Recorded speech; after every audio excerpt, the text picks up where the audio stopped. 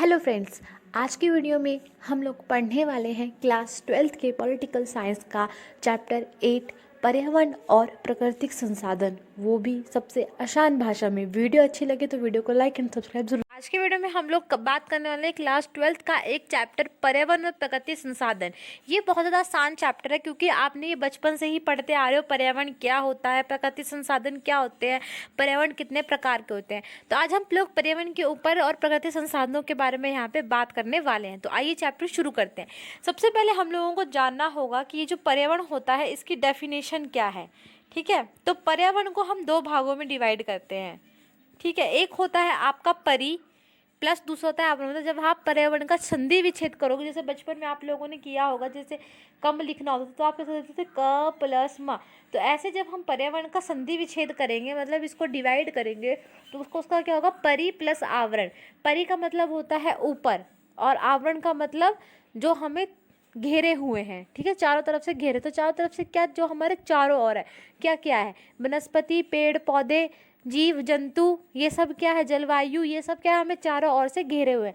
तो पर्यावरण की सीधी सी डेफिनेशन है, जो हमें चारों ओर से घेरे हुए हैं वो क्या कहलाता है, पर्यावरण कहलाता है। चारों ओर से घिरे हुए क्या कहलाता है, पर्यावरण कहलाता है। अब बात आती है प्रकृति संसाधन क्या होते हैं। प्रकृति संसाधन वो होते हैं जो हमें प्रकृति से मिलते हैं, जो बिल्कुल नेचुरल होते हैं, जैसे आपकी नदियाँ, राइट, पेड़ पौधे, ये सब क्या है, आपकी लकड़ी, ये क्या है, आपके प्रकृति संसाधन है। ठीक है, जो हमें कहाँ मिलते हैं, नेचुरली जो हमें मिलते हैं। ठीक है, और जिससे क्या होता है, एक जो मनुष्य होता है अपनी आवश्यकताओं की पूर्ति करता है, और वह संसाधन जो होते हैं वो मानव के जीवन के लिए काफ़ी ज़्यादा उपयोगी होते हैं। नेक्स्ट बात करते हैं कि लिमिट टू ग्रोथ जो पुस्तक थी उसमें क्या लिखा हुआ था। तो जो विश्व के मामलों में जो काफ़ी चिंता करने वाले होते हैं, ठीक है, उन विद्वानों का समूह का नाम है क्लब ऑफ रेम। ठीक है, विद्वानों के एक समूह ने जिसका नाम है क्लब ऑफ रेम ने 1972 में उन्होंने एक पुस्तक लिखी थी। कौन सी, जिसका नाम था लिमिट्स टू ग्रोथ। इस पुस्तक में उन्होंने बताया कि किस प्रकार जिस स्पीड से दुनिया की जनसंख्या बढ़ रही है उस हिसाब से हमारे संसाधन एक दिन खत्म हो जाएंगे। ठीक है, अब आपको यहाँ पे ये भी नोट करना है कि जो UNEP है उसकी फुल फॉर्म क्या है। उसकी फुल फॉर्म है यूनाइटेड नेशन एनवायरनमेंट प्रोग्राम, संयुक्त राष्ट्र पर्यावरण कार्यक्रम। अब आता है आपका रियो सम्मेलन या पृथ्वी सम्मेलन। ये क्यों हुआ था और किस लिए हुआ था और कब हुआ था। तो 1992 में संयुक्त राष्ट्र संघ का पर्यावरण और विकास के मुद्दे पर केंद्रित एक सम्मेलन हुआ। मतलब 1992 में जो संयुक्त राष्ट्र संघ था उसने पर्यावरण के लिए, पर्यावरण की उसमें बात हुई कि पर्यावरण कैसा दूषित हो रहा है, तो उसको कैसे ठीक किया जाए, कैसे बचाया जाए, और कैसे मतलब पर्यावरण के साथ मिलकर विकास किया जाए। ठीक है, इसी मुद्दों के ऊपर ध्यान केंद्रित करने के लिए क्या किया था, एक सम्मेलन होता है जिसको हम, और ये कहाँ हुआ था, ये सम्मेलन हुआ था ब्राज़ील के रियो डी जेनरियो में हुआ था। इसलिए इसको रियो सम्मेलन कहते हैं क्योंकि ये ब्राज़ील के रियो डी जेनरियो में ये हुआ था, और इसे पृथ्वी सम्मेलन भी कहते हैं। इस सम्मेलन में 170 देश थे जिसमें हज़ारों बहुत ज़्यादा कैसे स्वयंसेवी संगठन थे और अनेक बहुराष्ट्रीय निगमों ने भी इसमें भाग लिया था। अब बात आते हैं कि ये जो रियो सम्मेलन हुआ था इसका विशेषता क्या थी, इसके महत्व क्या थे। तो देखो, सबसे पहले तो ये पर्यावरण को लेकर काफ़ी ज़्यादा अच्छा था कि इसमें पर्यावरण की बात की गई थी। पहली बात तो ये हो गए, और पर्यावरण को लेकर बढ़ते सरकार में सम्मेलन राजनीतिक दायरों में ठोस रूप मिला। रियो से मतलब पर्यावरण का जो मुद्दा है वो अब एक पॉलिटिक्स के उसमें भी सामने आया। अब जो पॉलिटिक्स वाले लोग हैं वो भी इस मुद्दे को अब ध्यान में देने लगे। रियो सम्मेलन में ये बात खुलकर सामने आई कि विश्व के जितने भी विकसित देश हैं वो उनकी वजह से क्या हो रहा है, उनकी वजह से ज़्यादा प्रदूषण होता है। आपको पता है विकासशील देशों में इतनी मशीनें नहीं होती हैं जितनी विकसित देशों में होती है। ज़्यादा प्रदूषण कहाँ होता है, ज़्यादा प्रदूषण उनकी वजह से होता है, और जो विकासशील देश होते हैं वो इतना ज़्यादा नहीं करते हैं। ठीक है, उत्तरी गोलार्ध तथा गरीब और विकासशील देश यानी दक्षिण गोलार्ध पर्यावरण के अलग अलग एजेंडे के पैरोकार है। उत्तरी देशों की मुख्य चिंता ओजोन परत की छेद पे है कि जो उत्तरी देश है उनकी चिंता क्या है, जो ओजोन परत पर छेद हो गया। आपको पता है ओजोन परत क्या है, जो हमारा जो सूरज होता है उससे जो रोशनी पड़ती है ना, तो ओजोन जो होता है वह उस रोशनी को छनकर हमारे पास लाता है। जो हानिकारक किरणें होती है उसको एकदम पड़ने नहीं देता। जो ओजोन परत है, मतलब जो ओजोन है, वो उस किरणों को हमारे तरफ से छनकर देता है ताकि हमारे ऊपर जो जो काफ़ी ज़्यादा बुरी किरणें हैं वह ना पड़े, जिससे हमें नुकसान हो सकता है। तो जो ओजोन परत है उसमें भी अब छेद हो चुका है। ठीक है, और ग्लोबल वार्मिंग को लेकर भी उनकी काफ़ी ज़्यादा चिंता है उत्तरी देशों की, जबकि दक्षिण देश जो है आर्थिक विकास और पर्यावरण प्रबंधन के आपसी रिश्तों को सुलझाने के लिए ज़्यादा चिंतित है। और जो दक्षिण देश है वो अपने आर्थिक विकास के लिए, कि हमारा जो मतलब आर्थिक विकास कैसे हो उसके लिए, और पर्यावरण प्रबंधन कि मतलब विकास भी हो और पर्यावरण बेस्ट मैनेजमेंट भी अच्छे तरीके से हो जाए, वो अपने इसी रिश्ते को सुलझाने में वह लगे हुए चिंतित हैं। रियो सम्मेलन में जलवायु परिवर्तन, ठीक है, जैव विविधता और वानिकी के संबंध कुछ नियमाचार निर्धारित हुए। मतलब जो रियो सम्मेलन हुआ उसमें जलवायु को लेकर और जैव विविधता को लेकर और वानिकी मतलब वनों के संबंध कुछ नियमाचार। आपको पता है अब आप हर कहीं से लकड़ी नहीं काट सकते, कुछ ऐसे होते हैं जहाँ पर सरकार ने अपना जमा लिया है कि नहीं अब आप यहाँ से लकड़ी नहीं काट सकते, ठीक है। इसमें एजेंडा 21 के रूप में विकास के कुछ और तौर के, तो जो रियो सम्मेलन हुआ उसमें जो इन सबको लेकर कुछ नियम बनाए गए हैं, और इसमें एजेंडा 21 जो है इसके कुछ में उसमें विकास के कुछ तरीके भी सुझाए गए हैं, जो आपका एजेंडा 21 है। इस सम्मेलन में टिकाऊ विकास का तरीका जो है कि विकास हमेशा बना रहे, मजबूत हो, जिसमें ऐसा विकास की कल्पना की गई जिसमें विकास के साथ साथ पर्यावरण को भी कोई नुकसान ना हो। इसे धारणीय विकास भी कहा जाता है, जिसमें मतलब क्या हो, विकास भी हो पर पर्यावरण को कोई नुकसान भी ना हो। अब आता है आपका एजेंडा 21 क्या है, तो इसमें ये बताया है कि विकास का तरीका कुछ इस तरीके से हो कि आपके पर्यावरण है उसको बिल्कुल भी नुकसान ना हो। पर एजेंडा 21 के बारे में क्या इसकी बुराइयां की गई कि एजेंडा 21 में पर्यावरण पर कम और विकास पर ज़्यादा ध्यान दिया गया है। आवर कानून फ्यूचर नामक रिपोर्ट की क्या चेतावनी थी कि 1927 में आई इस रिपोर्ट में बताया गया कि आर्थिक विकास के चालू तौर तरीके भविष्य में कि जिस तरीके से आर्थिक विकास किया जा रहा है, आपको पता है फैक्ट्रियाँ होती हैं उसका सारा धुआं कहाँ जाता है, पानी नदियों में भेज दिया जाता है। तो इससे क्या आपको लगता है कि आर्थिक जितना हम अपना आर्थिक विकास के अगर हम नेचुरल तरीके कोई नहीं अपनाएंगे तो इससे क्या होगा, हमारा काफ़ी ज़्यादा नुकसान जो है वह हो जाएगा, राइट। तो अब आगे बात करते हैं कि मतलब ओवर कानून फ्यूचर की बुक में मतलब जो पत्रिका थी उसमें ये बताया गया, रिपोर्ट थी उसमें ये बोला गया है कि जिस तरीके से आर्थिक विकास किया जा रहा है उस तरीके से लगता तो नहीं है कि विकास टिकाऊ होगा, मतलब पर्यावरण को काफ़ी नुकसान होने वाला है। पर्यावरण को लेकर विकसित और विकासशील देश का क्या क्या रवैया था, ठीक है, कि उन लोग क्या कहते थे। विकसित देश, उत्तर के विकसित देश पर्यावरण के मामले पर उसी रूप से चर्चा करते थे जिस दशा में पर्यावरण आज मौजूद है। ये चर्चा चाहते थे कि पर्यावरण के संरक्षण में हर देश की जिम्मेवारी विकसित देश कहते हैं कि जो पर्यावरण है ना उसको बचाने की जिम्मेवारी सबकी बराबर होनी चाहिए, पर लेकिन विकासशील के देशों का ये कहना था कि नहीं, विकसित देश हमारे पर्यावरण को ज़्यादा हानि पहुँचा रहे हैं, तो इसलिए विकसित देशों की ज़्यादा जिम्मेदारी जो है वह बनती है और उनकी नुकसान की भरपाई भी उनको ज़्यादा उठानी चाहिए, ठीक है। मतलब जो विकासशील देश हैं, मतलब जो अभी विकसित नहीं हुए पूरे तरीके से, जहाँ पे इतनी टेक्नोलॉजी वगैरह नहीं है, जो बिल्कुल विकसित नहीं हुई है, तो उनका कहना है कि अभी तो वो उनके पास तो औद्योगिकरण तो अभी अभी आया और वो अभी अभी उस चीज़ों से गुजर रहे हैं, पर लेकिन जिनके पास उस चीज़ से भरपूर हैं तो उनके जो ज़्यादा जिम्मेवारी बनती है वे उन पर प्रतिबंध ना लगाए। और वह जो औद्योगिकरण वाली बात कि वह हमारे देशों में प्रतिबंध ना लगाए, जो विकसित देशों पर उनको प्रतिबंध लगाना चाहिए, ठीक है। साझी संपदा उन संसाधनों को कहते हैं जिन पर किसी का नहीं बल्कि पूरे समुदाय का अधिकार है। देखो, साझी संपदा वो होती है जिसमें किसी एक का नहीं पूरे का अधिकार होता है, जैसे आपके नदियाँ हो गई, है ना, मिट्टी हो गई, मैदान हो गए, ठीक है, ये सब समझे। जैसे संयुक्त परिवार का चूल्हा, चारगाह हो गए, कुएं हो गए, नदियाँ हो गई हैं, तो इसमें क्या होता है, सबका बराबर का हक होता है। इसमें पृथ्वी का वायुमंडल, अंटार्कटिका, समुद्र सतह, बाहरी अंतरिक्ष भी शामिल है। मतलब जितने भी प्रकृति के अंदर साधन पैदा तो उसमें सबका क्या होता है, सबका हिस्सा उसमें जो है वह होता है। इस दिशा में कुछ महत्वपूर्ण समझौते हुए, जैसे अंटार्कटिका संधि 1959, ठीक है। मतलब ये ऐसा देखा गया कि जो आपके प्रकृति संसाधन है उसमें किसी एक का नहीं, हर एक समुदाय का अधिकार है।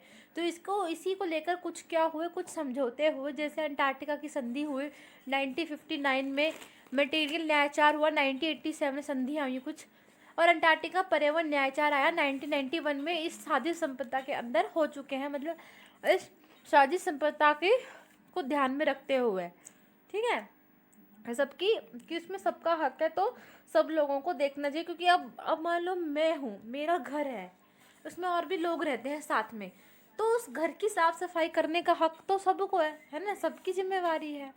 तो यही यहाँ पे बोला गया। अब आता है ग्लोबल वार्मिंग क्या है।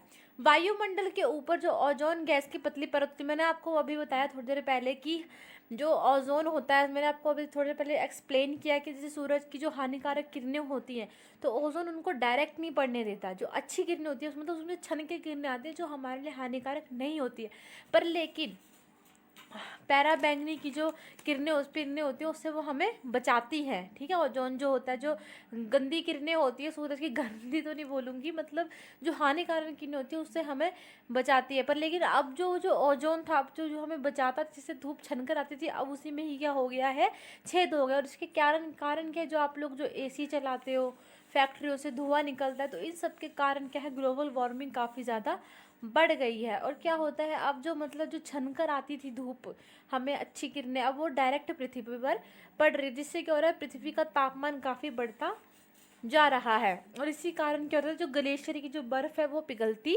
जा रही है, जिसके कारण समुद्र का भी क्या हो रहा है, स्तर जो है बढ़ता जा रहा है। अब उन स्थानों पर ज़्यादा खतरा होगा जिस समुद्र का स्तर बढ़ रहा है। अब कुछ ऐसा तो नदी के किनारे भी बसे हुए हैं घर, तो उनका क्या हो गया, काफ़ी ज़्यादा बुरा हाल हो चुका है। एकदम से बाढ़ आ जाती है। कार्बन डाइऑक्साइड, मीथेन, हाइड्रोफ्लोरो, ये गैसें इनका प्रमुख काल है। ठीक है, साझी परंतु अलग अलग जिम्मेदार की, मतलब सबकी बराबरी तो हो, मतलब साझी मतलब सबका तो हो, पर लेकिन जिम्मेवारी सबकी अलग अलग हो। ठीक है, वैश्विक मतलब सब, अब विकासशील देश थे, उन्होंने विकसित देशों के ऊपर क्या आरोप लगाया कि ये जो मतलब ये तो विकसित है तो ज़्यादा जिम्मेवारी उनकी होनी चाहिए। ठीक है, इसमें ये बात बोली गई है कि साझी जिम्मेदारी की, मतलब जिसमें जिम्मेदारी तो सबकी हो, पर लेकिन हर देश अपने अलग अलग जिम्मेवारी लेगा। राइट, समझे। अंततः साझी संपदा की सुरक्षा के संबंध में विकसित देशों की जिम्मेवारी भी अधिक होनी चाहिए तथा विकासशील देशों की जिम्मेदारी की कम की जाए। इसमें जो साझी संपदा की जो बात की गई है, इसमें क्या, जो विकसित देशों की ज़्यादा जिम्मेवारी होनी चाहिए और जो विकासशील देश है उनकी जिम्मेवारी कम होनी चाहिए, क्योंकि वह जो विकसित देश है वह ज़्यादा प्रदूषण को इफेक्ट करते हैं। नेक्स्ट आता है क्योटो प्रोटोकॉल क्या है। जिनने मेरे हाथ में ना चिप्स पकड़ा दी है। जो पर्यावरण की समस्या है उनको लेकर कुछ विश्व जलमानन के बीच जापान में जो क्योटो शहर है,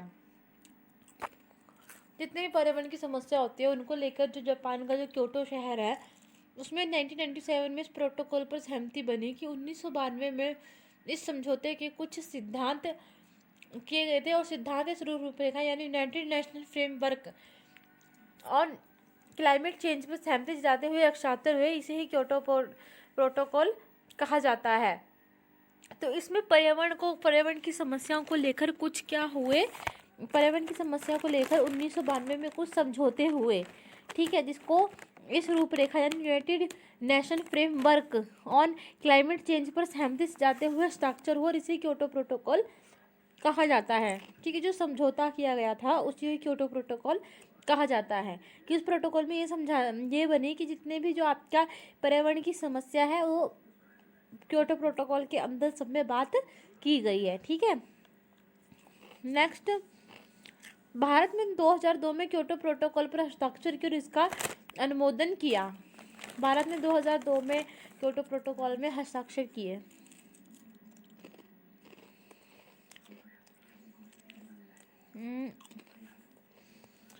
भारत, चीन और अन्य विकासशील देशों ने क्योटो प्रोटोकॉल की बातों से छूट देगी क्योंकि औद्योगिकरण के दौरान में ग्रीन हाउस गैसों के उत्सर्जन के मामले में इनका कुछ खास योगदान नहीं था।